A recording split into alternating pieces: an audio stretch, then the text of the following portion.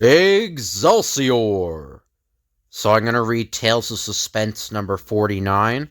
So this was published in January of 1964. So Tales of Suspense, guest starring, by special arrangement with X-Men Magazine, The Angel. My power jets are exhausted. I'm falling. Looks like the Angel has defeated Iron Man. Another book-length Marvel super spectacular. The new Iron Man meets the Angel.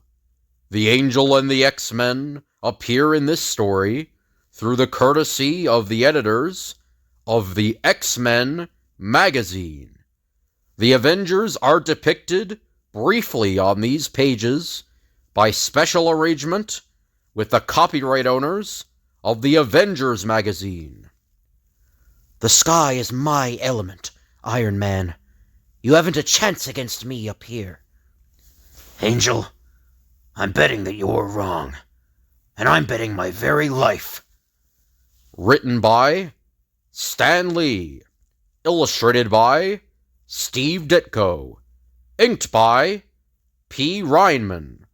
Lettered by S. Rosen. We seem to be living in an age of miracles. The miracle of atomic energy, orbiting satellites, telestar communications, and one of the most miraculous sights ever beheld is the sight of a strangely costumed teenager soaring through the sky, held aloft by his own wings. The sight of the X-Man known as the Angel. I can reach the professor's school in Westchester faster if I take a shortcut over the factory below.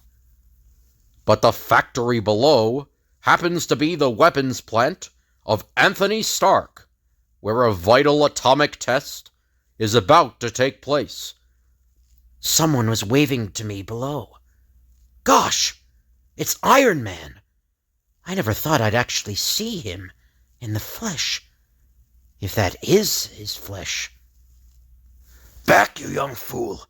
Get back! A deadly atomic explosion is about to be detonated here. It's no use. He doesn't hear me. Only one thing to do. I'll have to use my power jets to fly up to him. Got to warn him away. He's zooming up to me. Probably just as anxious to see me. Boy, wait till I tell the gang at Professor X's about this. He's shouting something, trying to make me leave. But why? The explosion will go off at any moment. Turn back! Can't you hear? Turn back!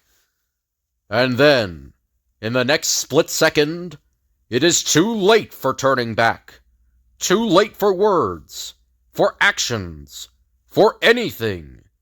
In that fateful split second, a highly refined nuclear explosion takes place, dangerously close to Iron Man and the Angel.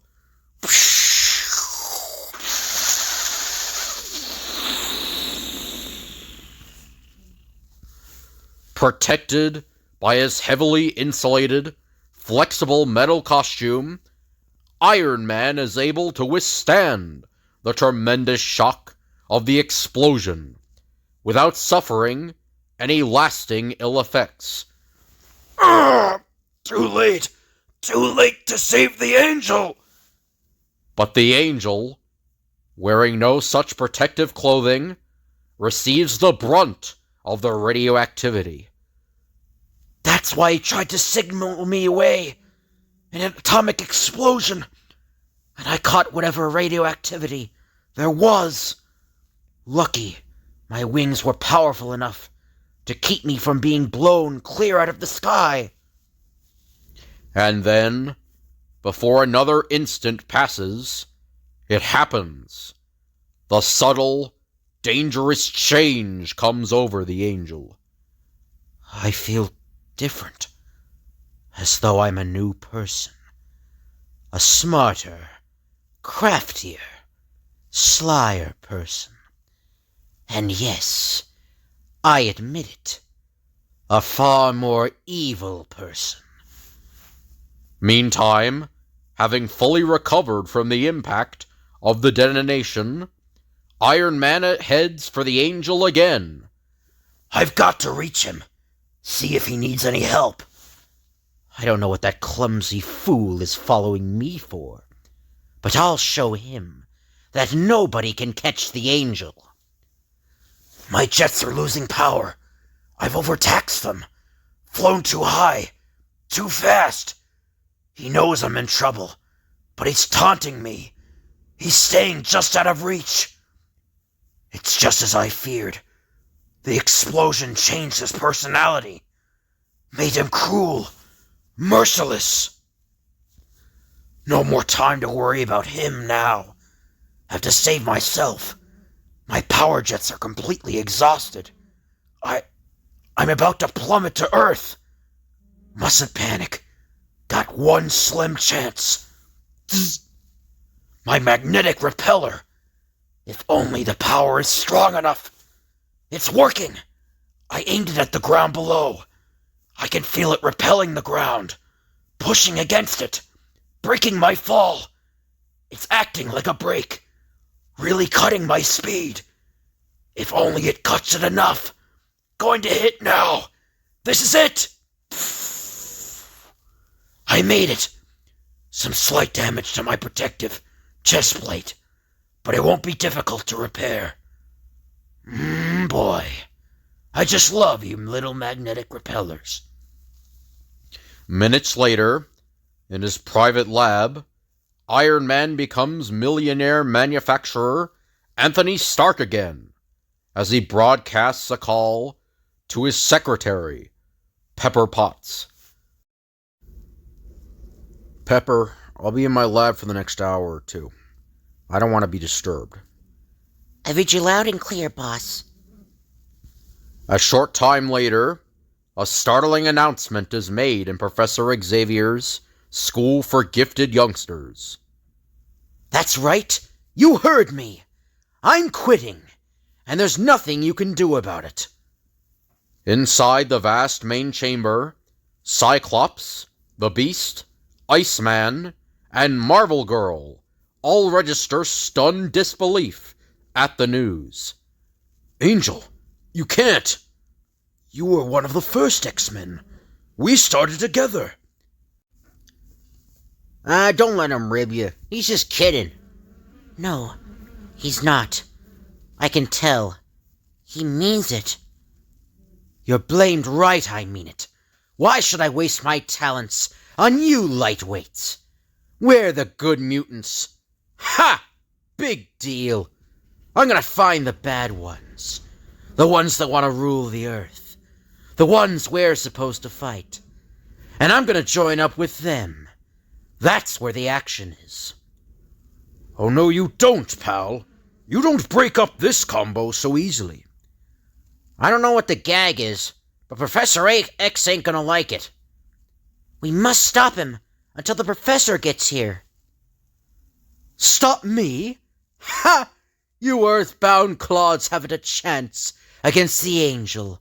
See? Hey, let go, you oversized parakeet! Stand back, ladies and gents. Old Cyclops will stop him with a low-intensity energy blast. But before Cyclops can raise his awesome visor... Heads up, Cyclops. Here's a visitor for you. Look out below! That nut really blew his top! You clumsy oaf! You made me miss the Angel! Don't blame me, pal. Tell it to the law of gravity. You can't beat me as easily as the others, Angel. I'll trap you in this quick freezing wall of ice. Are you kidding, sonny boy? Just watch. By flapping my wings at top speed while hovering over the ice, I can melt it away faster than you can form it. And now, I'm cutting out of here. Oh, no you don't. I can keep you here by restraining you mentally. Not unless you hit me with those corny mental beams of yours. And you're too slow to hit the angel, beautiful. See what I mean, baby? You're great at moving bookcases, chairs, and ordinary, unsuspecting human beings. But you're not so good against a target who can fly rings around you. Meanwhile, back in his lab, Tony Stark has almost finished the needed repairs on his protective chest device. Once I put this paper-thin, iron foil insulator in place, I should be as good as new again. There, it's done. Now to get out of this contraption, become just plain old Tony Stark again. The average, ordinary, ever-loving millionaire playboy industrialist. I just release all the magnetic doohickeys, and the whole caboodle snaps neatly off and folds into place. But, back at the ranch... Okay, weaklings, you've had your fun. But now the fun's over. The next time we meet, I'll be fighting on the side of the other mutants. The ones who want to destroy mankind. He's gone, and we couldn't stop him. Here comes the professor. He'll think of something. Don't waste time with needless explanations. I followed the entire incident mentally. I must now try to reach the angel, to call him back. What got into the angel, sir? What made him turn bad? Quiet, Cyclops. Can't you see the prof wants to send out a thought call to him? Angel, this is Professor X. Return at once. This is an unqualified order. You don't scare me anymore, mister. The only ones I'll be taking orders from now on, are the other mutants. Those you call the evil ones. Back in his chamber, Professor X broods, not suspecting the real reason for the angel's change of character. This is my most serious failure. If I could fail with the angel, how do I know who will be next? Am I training a group of powerful X-Men who will one day turn against mankind? Perhaps we should stop our program. Perhaps it was wrong from the start. But before we make any such decision, we must finish the job at hand. We must stop the angel. For if he joins the evil mutants, bringing with him his X-Men training, we may find they are too powerful, even for us to challenge. We must take no chances. We must request help. Cyclops, contact the Avengers. Yes, sir, Professor. Minutes later, Cyclops broadcasts an urgent appeal over a secret wavelength used only by the X-Men and other specially licensed crime-fighting organizations. This is the X-Men, calling the Avengers. Come in, Avengers. Do you read me? Do you read me? Keep trying, Cyclops. The Avengers, a dedicated group of Earth's mightiest superheroes, consisting of the Hulk, Mighty Thor, Giant Man, the Wonderful Wasp, and Iron Man. The call has gone out to them, but will they respond? Far to the west, in a New Mexico proving ground, Bruce Banner is at work in a lab, which means there is no Hulk at that moment to receive the X-Men's message, while Mighty Thor, in his other identity as Dr. Don Blake, is making his rounds at Municipal Hospital, far from his shortwave receiving set. And Giant Man and the Wonderful Wasp are enjoying a rare social evening together, as Henry Pym and Janet Van Dyne, and only have eyes and thoughts for each other. Of all the Avengers, only Iron Man receives the X-Men's call, as it is transmitted to him through his concealed shoulder receiver, which is always in position on his hidden chest device. Say, boss, did I just hear someone else's voice? No, Happy, you're only imagining things. Now, excuse me. I like to be alone. Did you hear that? Did you hear how he spoke to me? To me? His personal chauffeur? His trusted pal? I got a good mind to quit. Quit what, Happy? You haven't done a bit of work since you came here. Oh, ho! You too? I think it's a conspiracy. Poor Pepper. You try to hide the fact that you're nuts about me by making insulting remarks. But you don't fool me, baby. I know how you feel about me. If you really did know, Mr. Hogan, you'd join the Foreign Legion. That is, if they'd lower their standards and take you. Meantime, inside Stark's private office, it must be pretty serious if Professor X wants the Avengers to help his X-Men stop the Angel. But I'm the only one who received the call. None of the other Avengers responded. Well, I won't tell the others. I'll handle this little job by myself. After all, in a way, it's my fault that the Angel is transformed into a potential menace. And so, Anthony Stark, in the person of Iron Man, will undo the harm that's been done, or die trying. Meanwhile, the Angel flies over New York with just one thought in mind.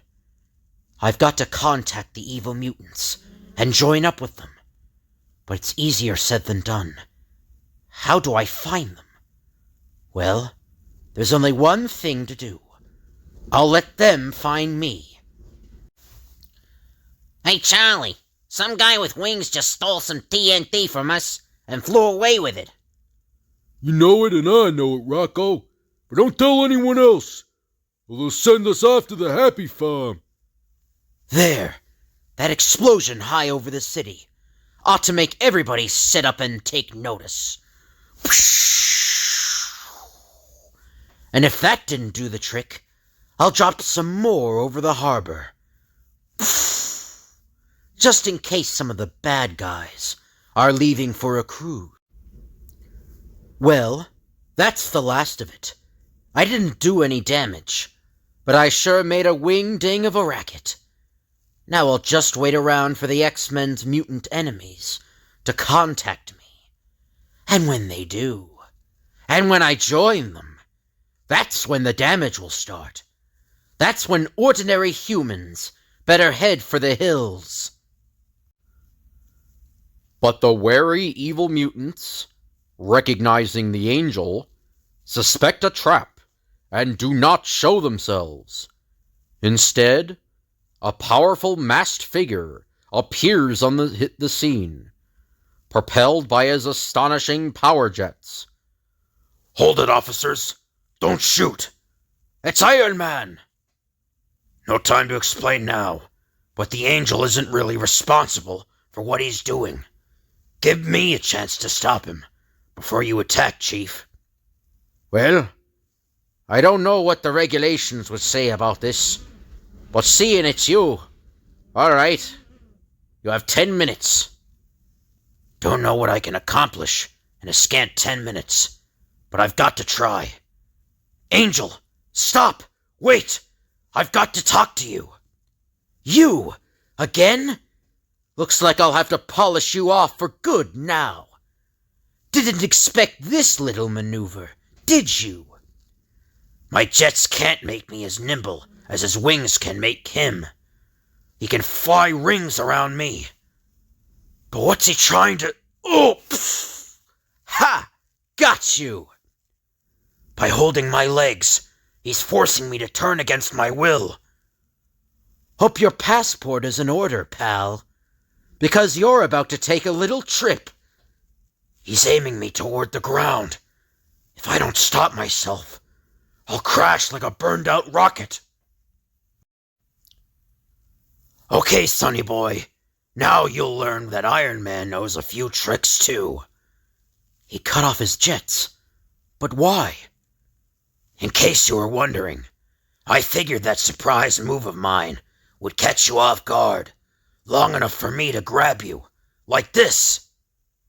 Holding the Angel's slim wrists in a vise-like grip, Iron Man applies his jets at half power and brings his struggling quarry down to Earth at LaGuardia Airport.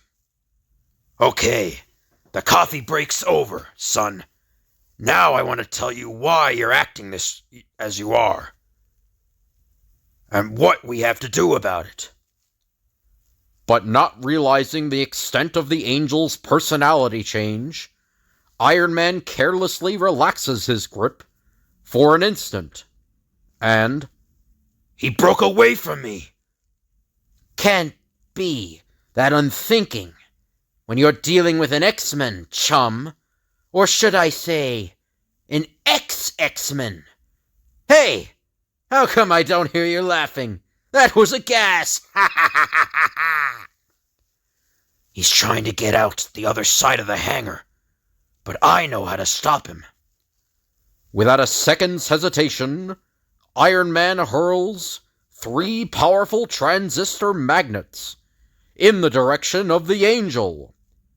Fly straight and true, little friends. That walking hulk of tin is cracking up. What does he expect to gain by tossing those toys past me?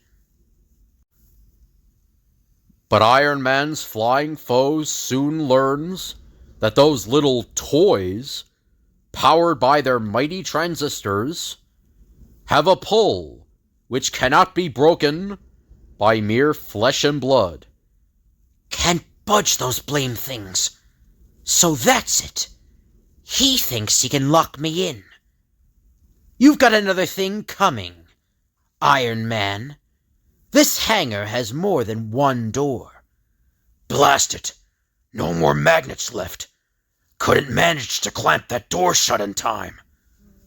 Desperately, Iron Man races from hangar to hangar, seeking his airborne foe, until... No sign of him in the sky. He must still be in... Hey! What? I was waiting for you to step in there, Tinhead. This time, I'll do the locking, and you'll be the one who can't get out. So long, sucker!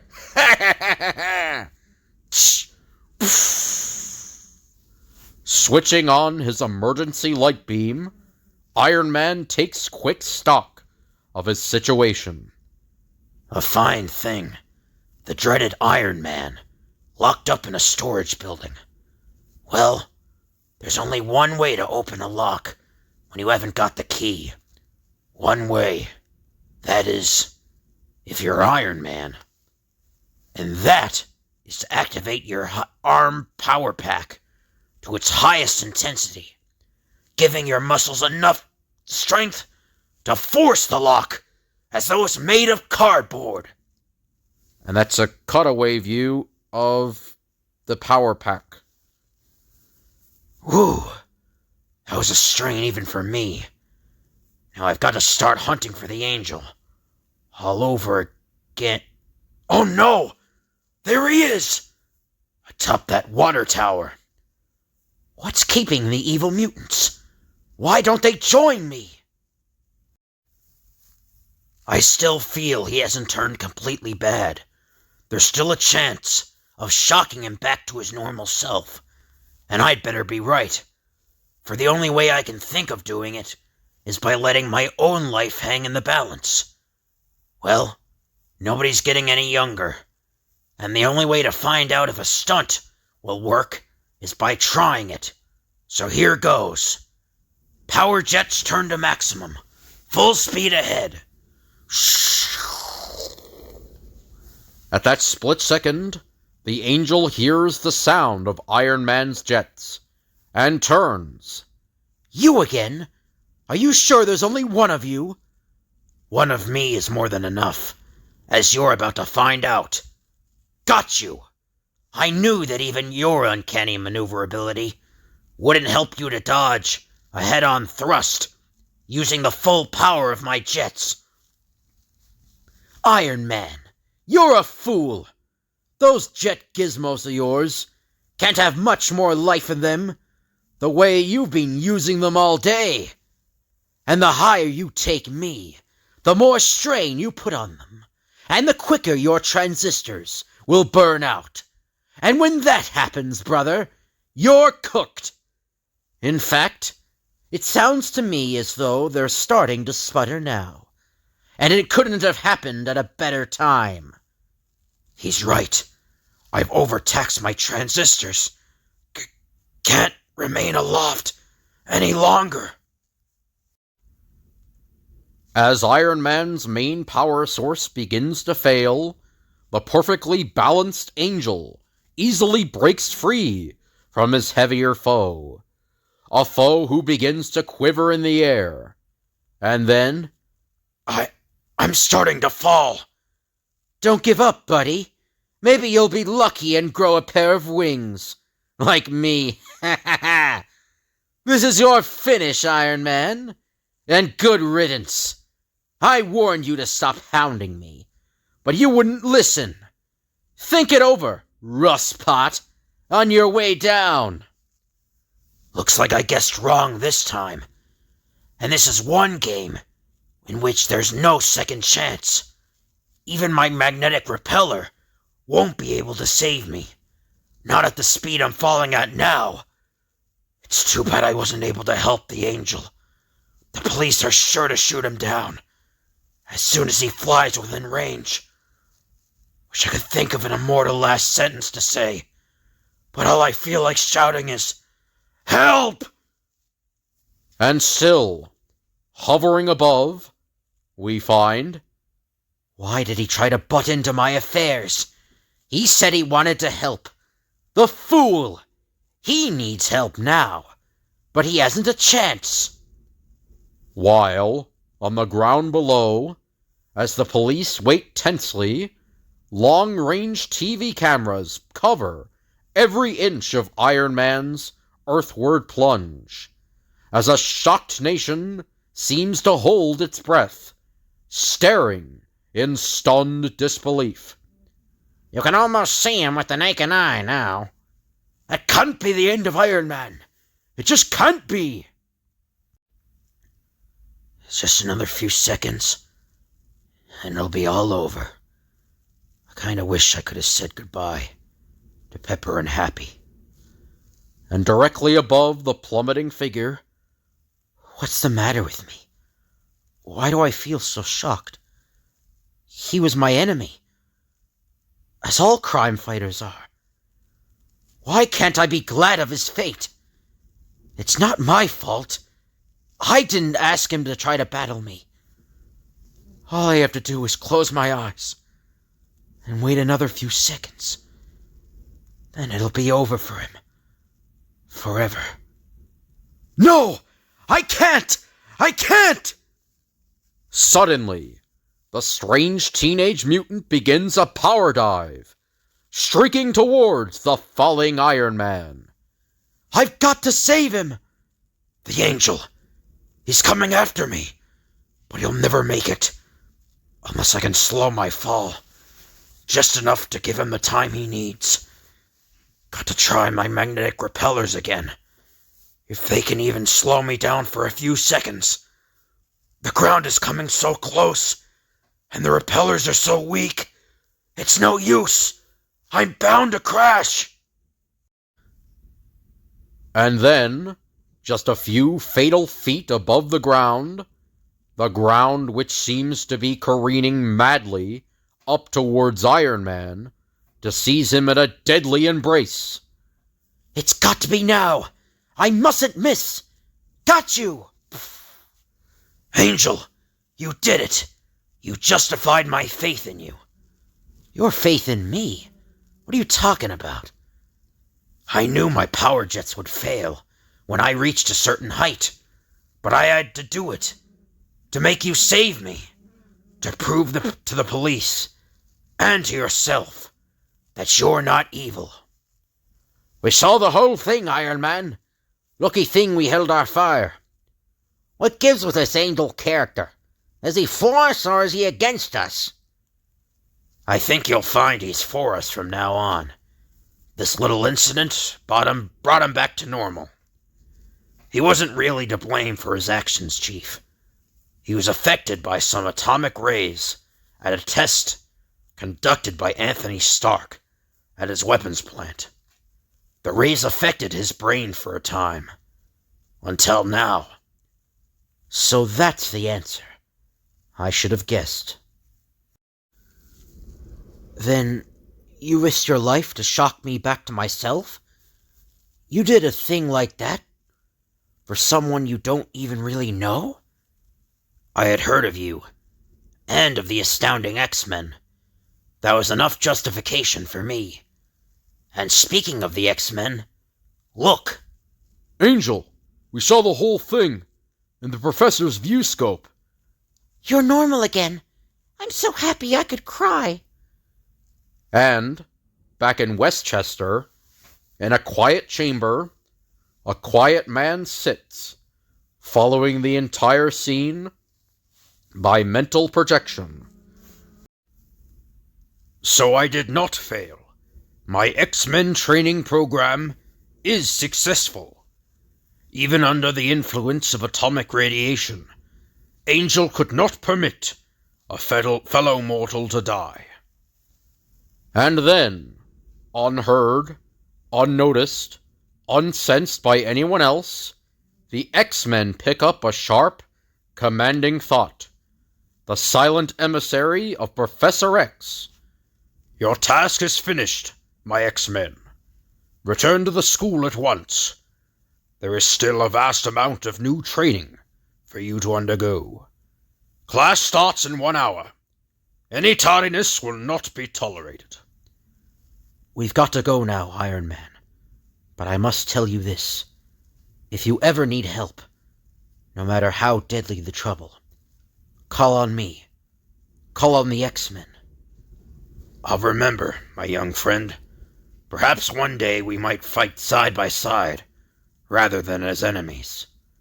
And what a fight that would be.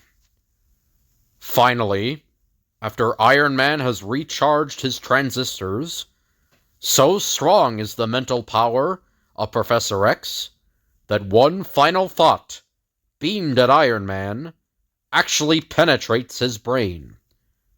You risked your life for one of my X-Men.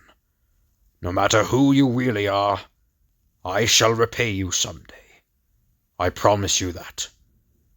That thought, like someone invisible, whispering in my ear. But now, I must return to my other identity, as Tony Stark.